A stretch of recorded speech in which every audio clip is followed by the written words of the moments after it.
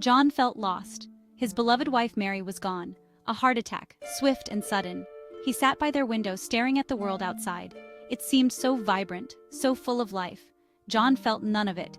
He moved through his days in a haze. Each morning was heavy. The silence in the house was deafening.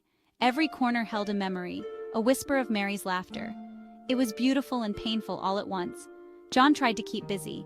He went for walks, cooked meals, even tried reading.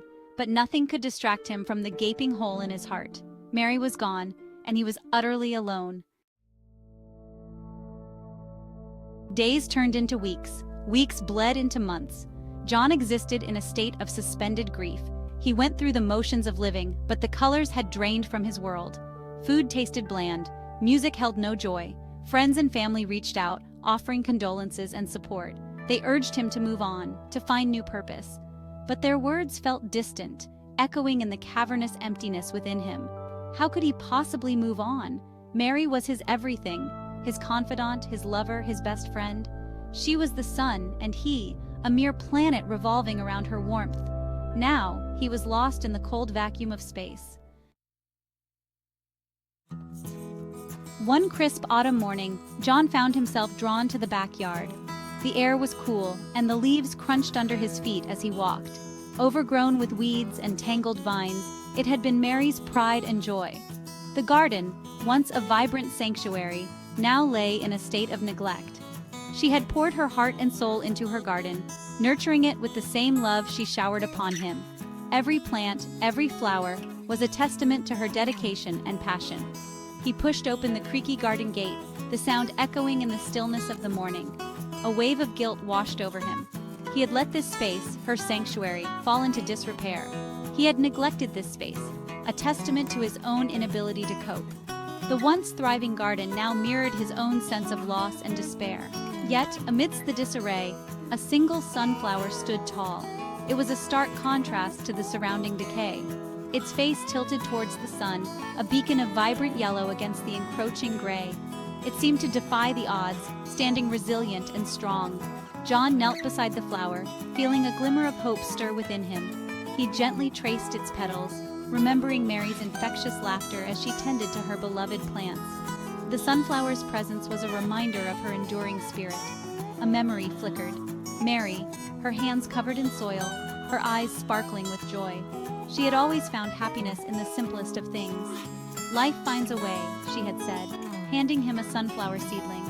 Her words echoed in his mind, a testament to her unwavering optimism, even in the most unexpected places. The sunflower was a symbol of resilience, a reminder that life could thrive even in the face of adversity. That day, something shifted within John. He couldn't bring Mary back, but he could honor her memory. He could tend to her garden, a living testament to their love. It was a promise he made to her, whispered into the wind as tears streamed down his face. He started slowly, pulling weeds, clearing debris.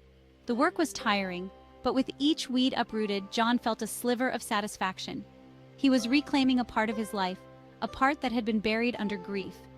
As days turned into weeks, John found himself looking forward to his time in the garden. He researched different plants, learning about their needs, their quirks. He planted seeds, watered seedlings, and watched in wonder as life began to bloom again.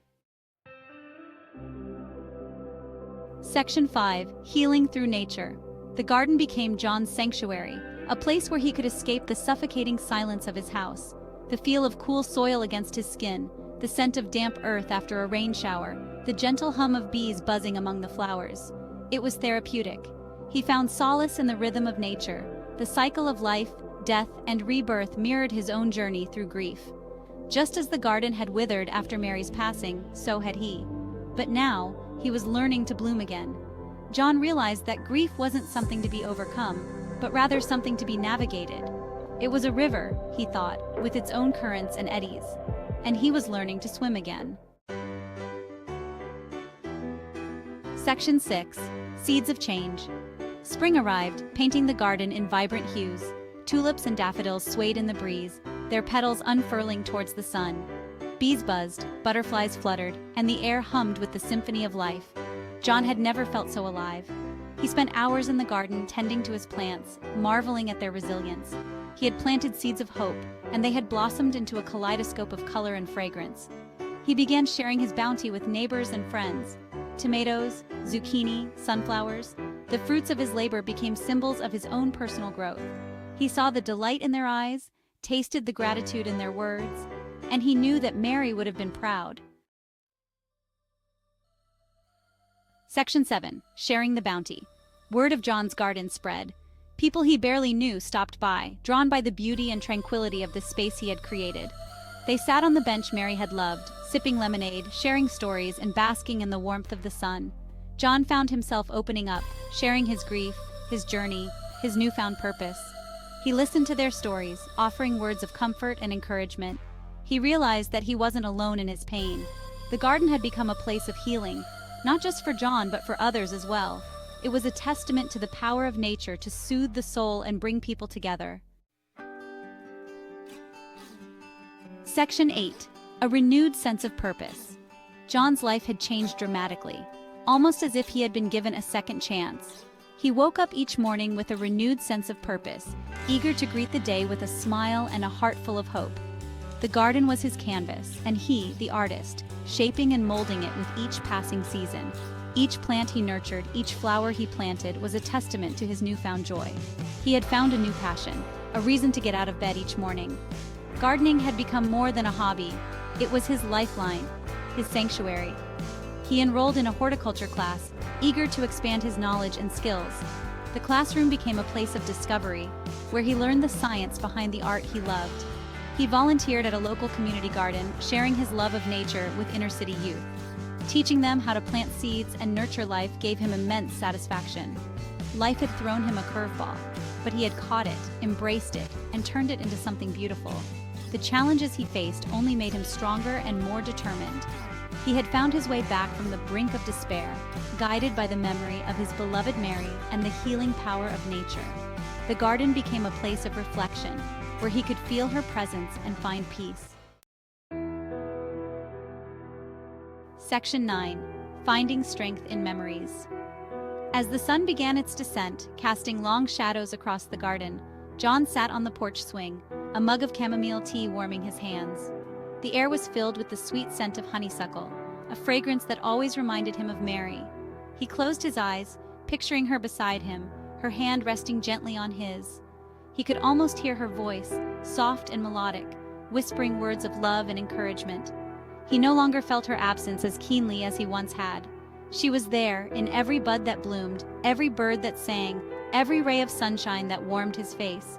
Her memory lived on, woven into the very fabric of the garden he had nurtured back to life. Section 10. Blossoming again. John had come full circle. He was no longer the broken man lost in the depths of despair. He had weathered the storm, emerged from the darkness, and found his way back to the light. He had learned that grief was not the opposite of love, but rather a testament to its depth, and that even in the face of immense loss, life could bloom again, stronger and more beautiful than before. He had found his triumph, not over tragedy, but through it.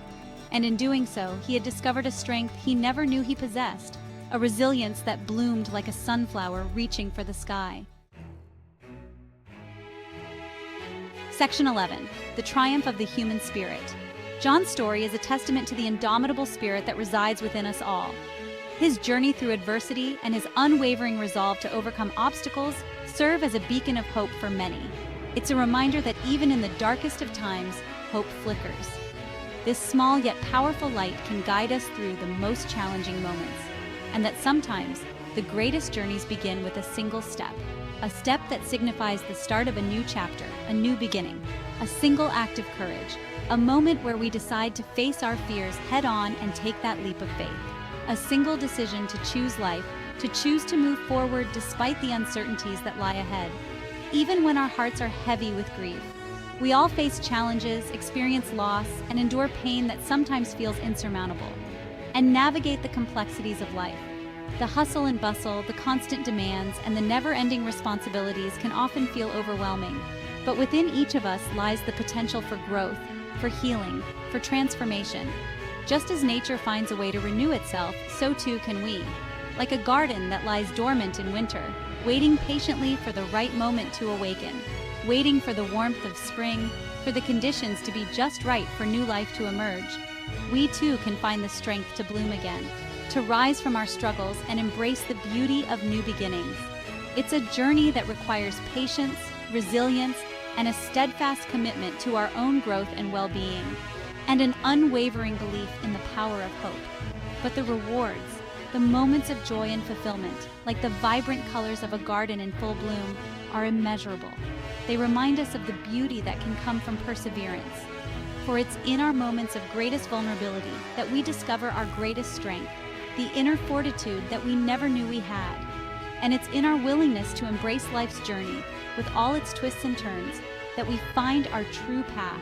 With all its joys and sorrows, its highs and lows, that we truly understand the essence of living, that we truly find our triumph. It's in these shared moments of connection, of overcoming, that we celebrate the triumph of the human spirit.